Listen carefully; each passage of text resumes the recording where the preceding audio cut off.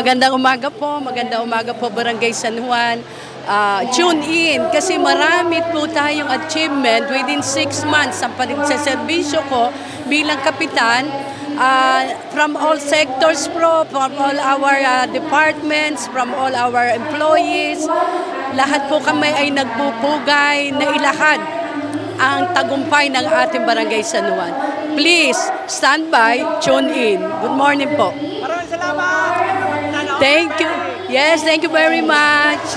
Ngayon po ating bisita from the ILG, ang ating MLGO, ang ating Sir Bernard na tinatawag sa Kainta Rizal. At so po si Sharina Dr. Tami, ay meron po silang outing, meron silang team building ng kanyang mga staff sa health. So umalis na po siya. Ngayon, sa ating pong mga kawali ng ating pamahalaan ng Sangguniang Barangay,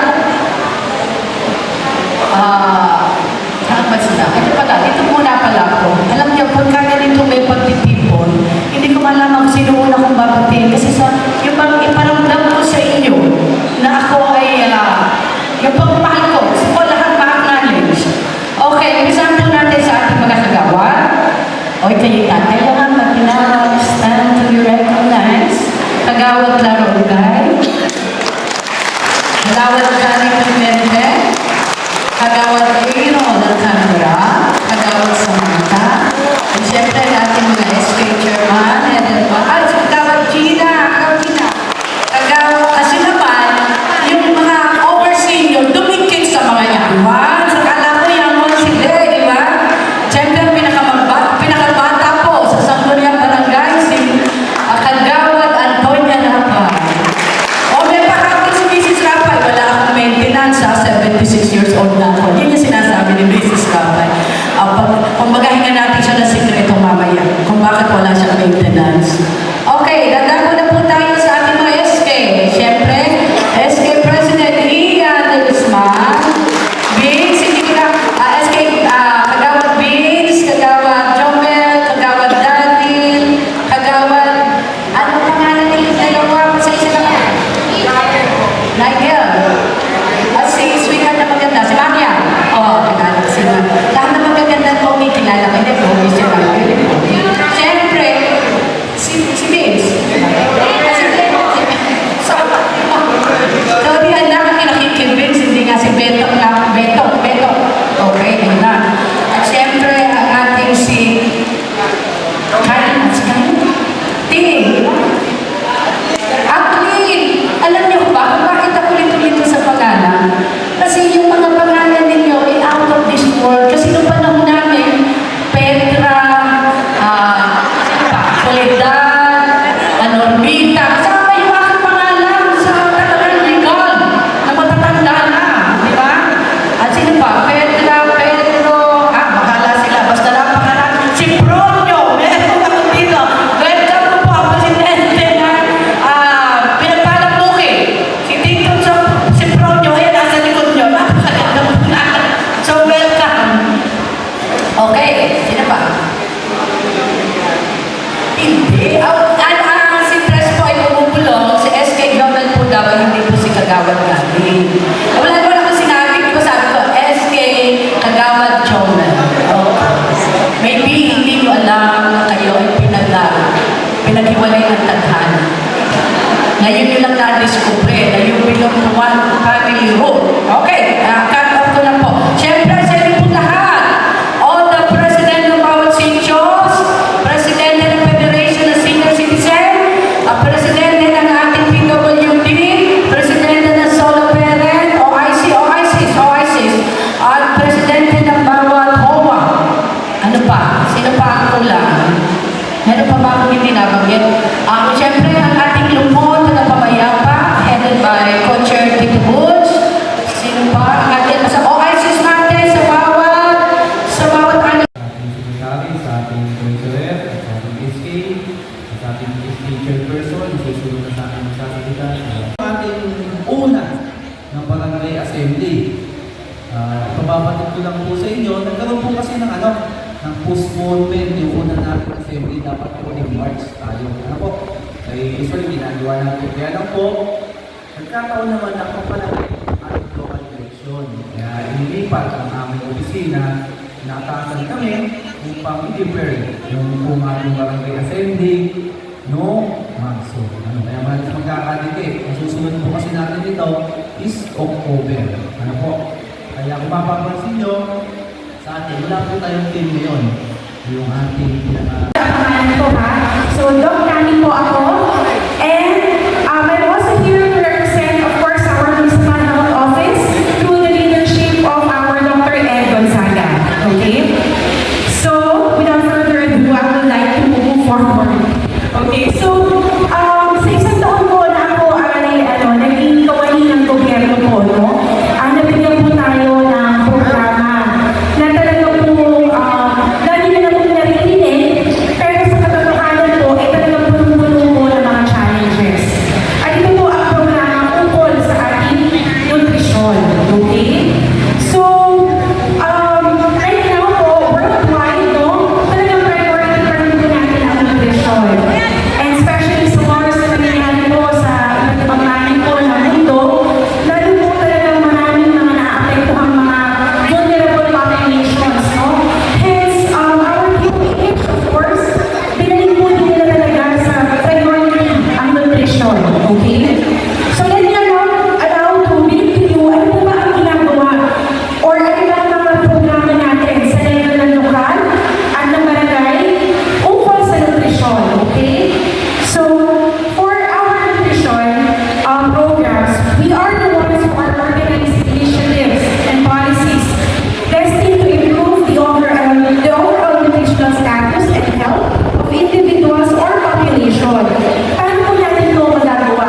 We have nutrition-specific programs that we do on a local and barangay level, and these are the following. So, yung mga sasabihin ko po mga programa na meron tayo ngayon, ito po ay ilan lamang. So, napakarami na po programa na naitalaga o nagawa ng ating UOH, no? So, and this following programs, ito po yung na-apply po natin sa level ng lokal and barangay once again. So, number one, we have nutritional activity of children ages 0 to 59 months through ensuring access to adequate, safe, and balanced diet by having community-based food production. We also have the micronutrient supplementation to pregnant and lactating women. We also have the administration of vitamin A supplements for 6 to 59 months of age. We also have the administration or the mass administration of anti-lactating medications or ito po yung mga word natin na every one of us ay pwede pong mag-avail po nito. And of course, lastly, we have this supplementary feeding program. You know, the supplementary feeding program that we define hindi po siya one-day program natin. Hindi po kasi natin nakikita ang epekto kung ito po ay one-day program natin. So, the government, to our barangay, ang supplementary feeding program po is usually matagal po ito. Okay? Hindi po ito one day. Okay? So, again, so these nutrient-specific programs that we have, no, these are just targeting the vulnerable population that I mentioned earlier. At ano po ba ang mga vulnerable population na meron tayo? Number one, that is our pregnant and lactating women. Alam naman po natin yun, na talagang po kayo ay pagbuntes, ang inyong paa po ay nagay sa buhay, no? So, marapat naman po na bigyan natin ng pansin ang kanilang kalisugan. Ganun din po, of course, to our kids, no? That are ages 0 until 59 months or less than 5 years old. But of course, primarily, nandun tayo sa less than 2 years old, no? Nagpo-focus. Bakit ka mo? It's a basic thinking. Bakit natin kailangan pagtuunan ng pansin ng mga bundes at mga bata? Because nandiyan po sa age na yan, yung mga tinatawag natin brain development, no? Nandiyan din po yung mga Ang ating pong munisipyo. RH Dr. Medical Officer 3, Municipal Nutrition Program, Medical Coordinator, Dr. Sarina and Felix. Kung hindi po yan, sa tukaran namin po yun. Hello po, good morning po. Sa ating po lahat, welcome po sa ating po State of Barangay Address. Ngayong araw po na ito ay maririnig natin sa ating pong minamahal na Polo Barangay, Kapitana Omi Felix, ang status po ng ating po mga proyekto dito po sa barangay. Lalong-lalo na sa mga parating pa ng mga proyekto po na gagawin natin po dito sa lugar ng Barangay San Juan. Alam po natin na makakatulong po para sa ating lahat. Iuulat din po dito ang ating po pananalapi na pangungunahan po yan. Ma'am Erani Mention. Okay? Si Legario Nanjana ng Don Mariano. Si Ma'am Yoli Dagli ng Sitio Pag-asa. Si Josefina Ong ng Pagpilipuhan. Si Ma'am si Sir Joel Supplemental programs, no, sa buong kanya po ito. And I am quite disappointed to say the number 54 Barangay San Juan sa Universities, number 15 San Andres. Hello po. Beautiful. Dito po sa Tutok Kainan Supplemental Program, we are mga nagpapay na mga hirap po lalo na kung saan kasi ang ating mga barangay ay hindi po na coordinate, no? So, I wanna be honest, talaga po, hindi po naging madali para sa ating mga barangay nutrition store. Talaga po, ang hirap din po kung nararamdaman nila na ang kanilang barangay ay hindi po nakikiisa, no? So, we have personal experiences. is awarded to Dr. Zarina and Felix.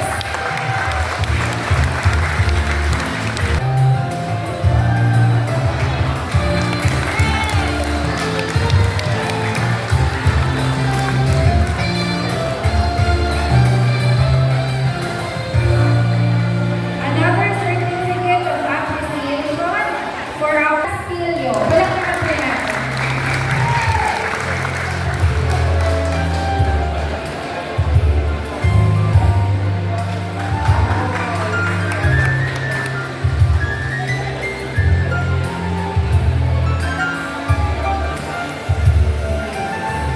For everyone's information po, tayo po ay naka-Facebook Live.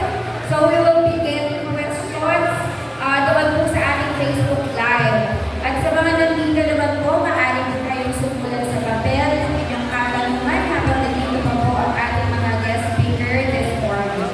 Hindi po sa amin ng suporta sa iba't ibang lugar. Pangalawa naman po ay pagtalo natin sa mga proyekto ng munisipyo, kagaya ng Anti-Drug Abuse Council o Drug Symposium at Brigada Eskwela. At ang pangatlo naman po ay nagkaroon po tayo ng pakikisa sa proyekto na Pet Service Caravan with Anti-Rabies Vaccination for Dogs and Cats sa iba't ibang sitio. Ito po ay ginaganap ng ating munisipyo at tayo po ay nagbigay ng suporta sa mga pet lover natin na mga kabarangay. Namigay po tayo dito ng dishes at mga dog food para po sa mga animals nila. Sumunod naman po ay nagkaroon din po tayo ng scholarship program mula high school, senior high at college. At sa kasalukuyan po ay naayos po namin ang aming scholarship. Ayun po. Sunod naman po ay selebrasyon ng buwan ng pag-ibig para sa pares na magulang at anak. Nagkaroon Jess Ignacio, BSERT Officer. Gina Piamonte, BCPC Focal Person. Rosana Lopez, Solo Parent Post Focal Person. Ito para sa natanagaling. Nelma Ordinario, sa Kawan PWD Empires, Aries Association Incorporated.